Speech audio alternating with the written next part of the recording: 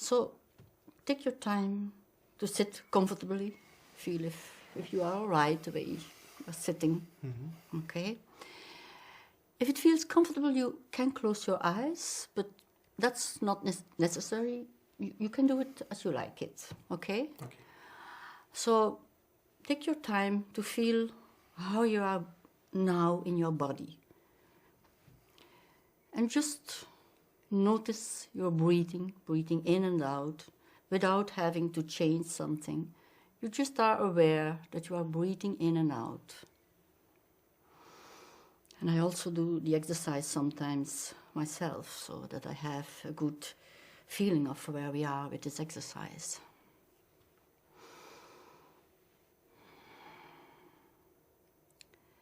And then you can notice the different parts of your body. Maybe you can start with being aware of your feet and your feet touching the ground. Just feeling, these are my feet and I have ground beneath my feet.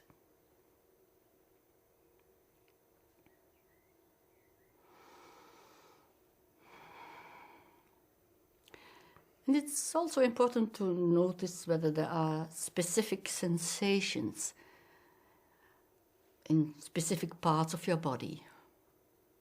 And I will give you a little bit of time just to be aware of how you are now experiencing your body.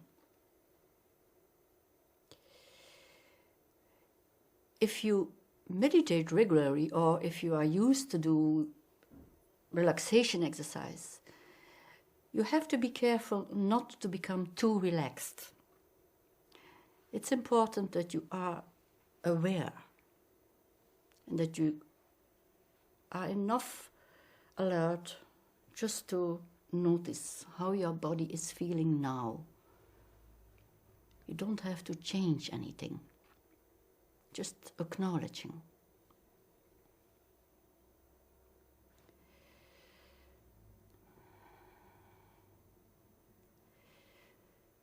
Another important part of this exercise is that you can do this in a friendly, welcoming attitude.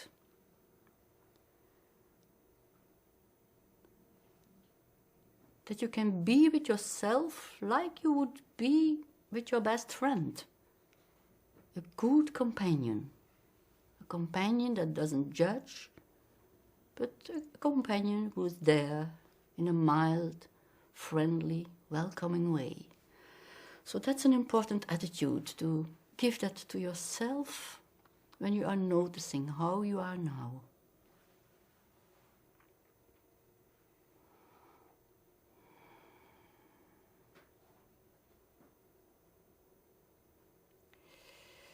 And then we will look whether you have an open space to welcome a new team. And sometimes before you can explore the theme of well-being, it's important that you are aware of, are there other things now occupying you? Are there specific issues where your attention is drawn to?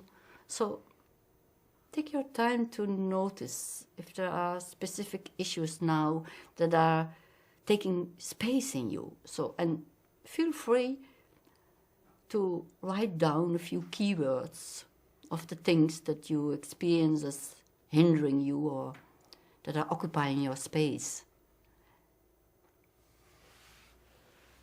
And don't dwell too much on it, just a few keywords that help you to put it down.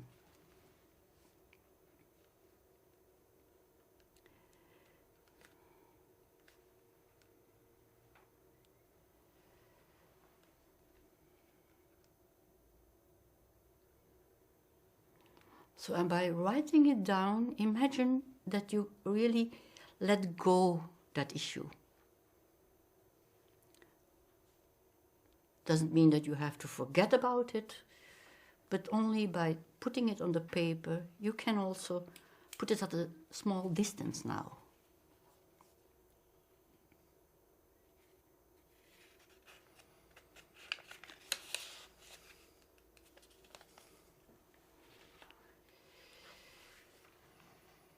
you feel now an open space to explore a new theme, or are there still other things occupying you? No, I think I'm ready.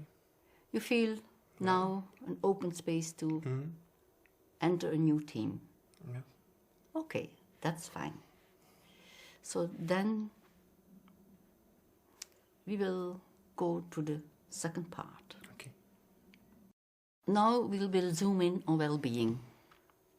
And we will do this in a specific way. We will develop your personal definition of well-being.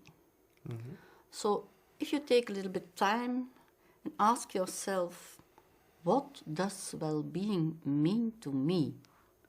So, and you can just take your time to see what comes up in you about how you experience well-being. Well, it's a difficult question for me. There are different aspects. Okay, it's all right to name different aspects. Well, I think the first, it's an important part, it's my work achievements. Okay, so the first part you notice about well-being has to do with your work achievements. Yes. But I wouldn't say it's everything. But it's a big part. Okay. Yeah. It's a big part, but it doesn't feel right when it is everything. I think the other part is my friends. I miss having time to see them. Okay, so part of your well-being is also having time to see your friends. That's fine. So we have already your work achievement and having time for your friends. That contributes to your well-being. Well, for the moment it's difficult because the work has greater importance for the moment. Yeah. So are you wondering whether your work has maybe too much importance for your well-being? I think for me it's a difficult balance. Okay, yes. Yes, it is. It is. So your well-being has to do with finding a good balance between work, having time for friends. Yes, but I fear that when you put too much emphasis on one side, that the other side is neglected. That I put too much emphasis on my work, that I won't have enough time for my friends. It's like a struggle, and for the moment, I'm in that struggle. Yes. Okay. Yeah. So, as if you are struggling a little bit about finding the right balance that really contributes to your well-being. Okay. So, for your well-being, in your personal definition of well-being, there is this issue of balance, good balance, between work, having time for friends. Yeah, for the moment it's all about the time, finding the time for my friends, but also I'm making sure there is enough time to work. Yeah. Okay, yeah, okay. So if we take this as your personal definition of well-being, having a good balance, having time for work, having time for friends. And you could give yourself a score on where you are on the scale of your personal definition of well-being, being 10, the ideal, and being 1, the opposite. Where would you put yourself on that scale on your personal definition?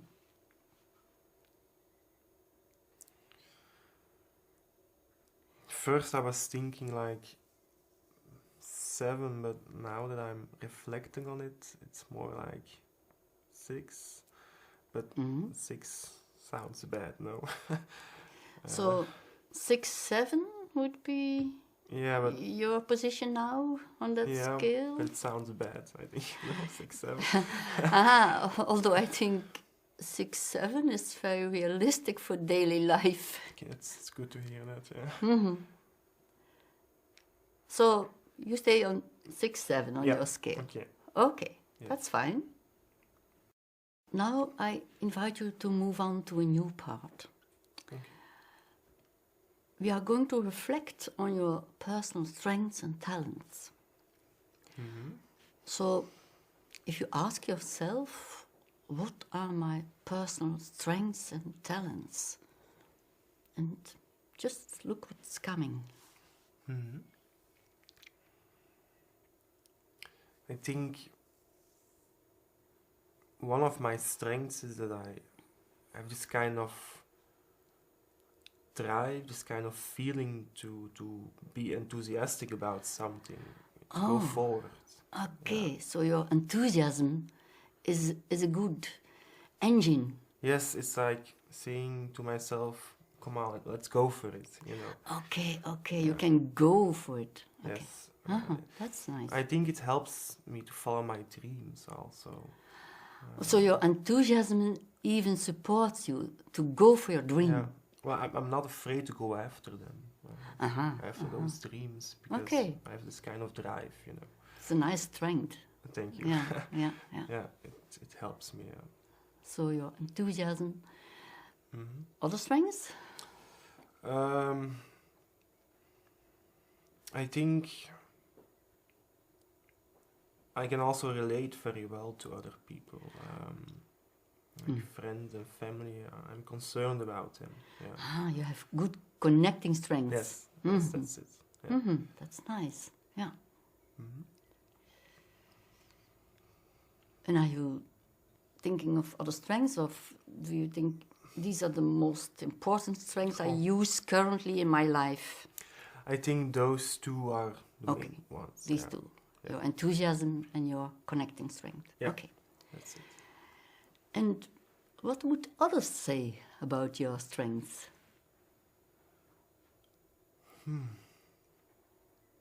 If someone is asked, tell me, what are the strengths of Simon? I think they would say that I love my work, but I'm also a good friend for them. Okay. I'm always ready to help them. So they recognize your love for your work. Yes. And also they experience you as a good friend, so they experience your connecting strength. I think they would say it, yeah. Okay.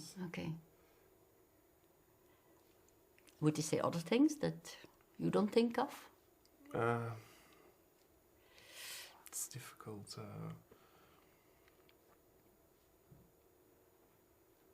No, I don't know. So now, Simon, we are going to a next question, maybe a little bit more difficult. What strengths you think you could develop more to improve your well-being?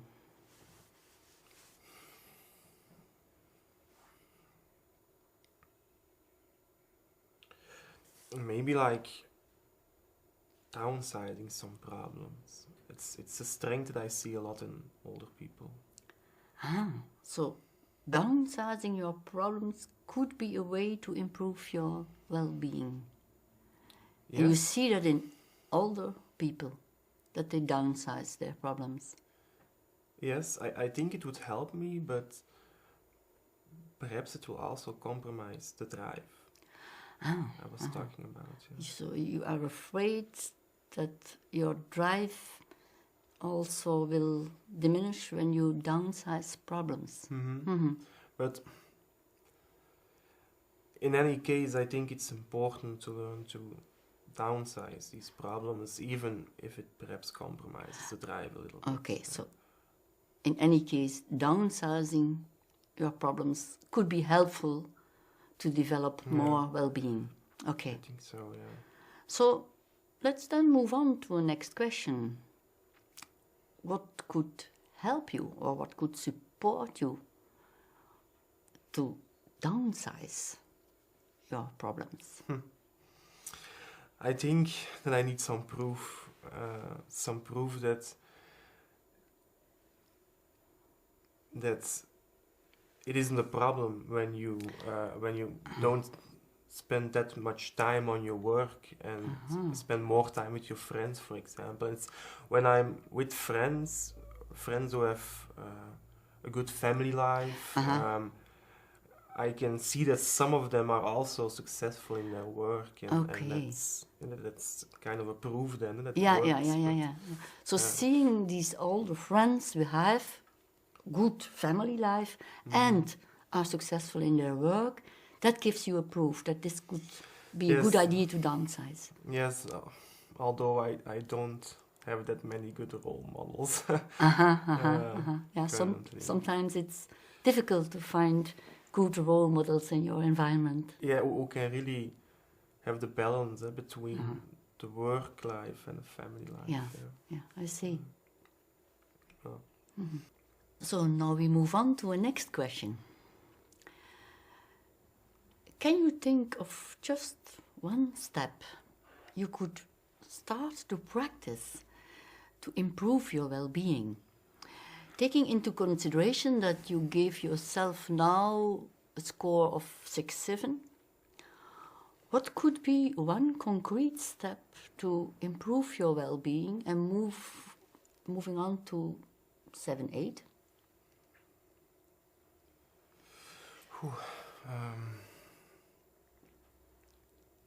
Do you mean like something practical? Or?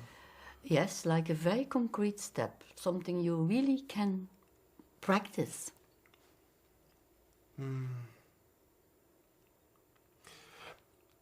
I was thinking of managing my time more efficiently, like really marking out the hours I would spend for work and the hours I would spend with my friends. Okay, so managing your time, that seems to be a good idea to improve your well-being. Yeah, but it's more than just managing it. It's like knowing that there is time for work, there is time for friends, and also knowing it will keep on coming. Okay, it's reassuring that you know there will come time for my friends and time for family, and for work.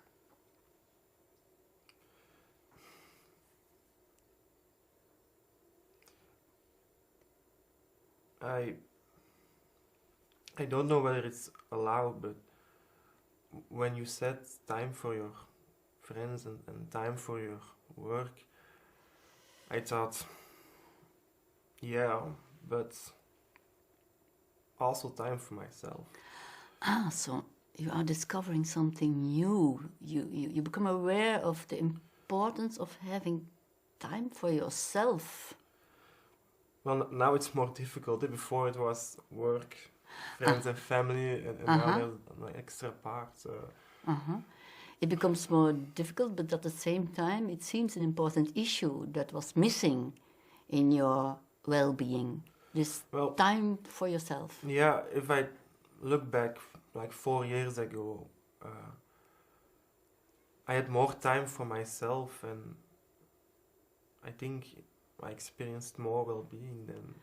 Okay, so there you have that experience that time for yourself improves your well-being. Yeah, and maybe then the other things will follow. Maybe by having time for myself, I can discover what I really want. Yes.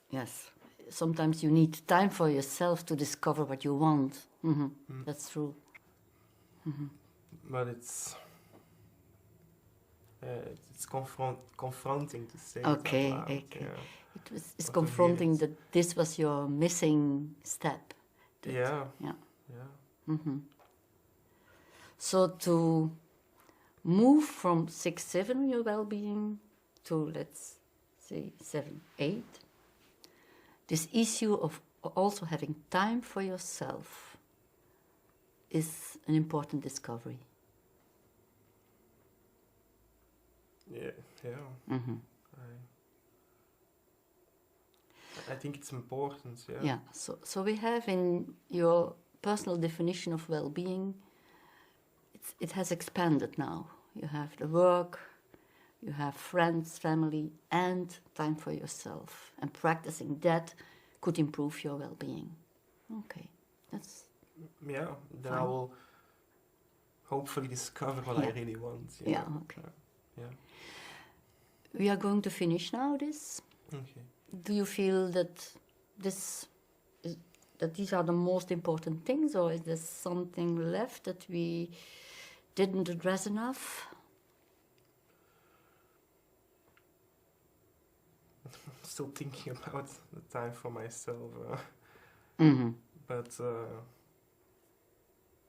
it's just the idea that time in general will tell. Yes. It needs some time that this new idea can settle. Yes, indeed. And that you can experience that it really is helpful for you. Yes. That's fine.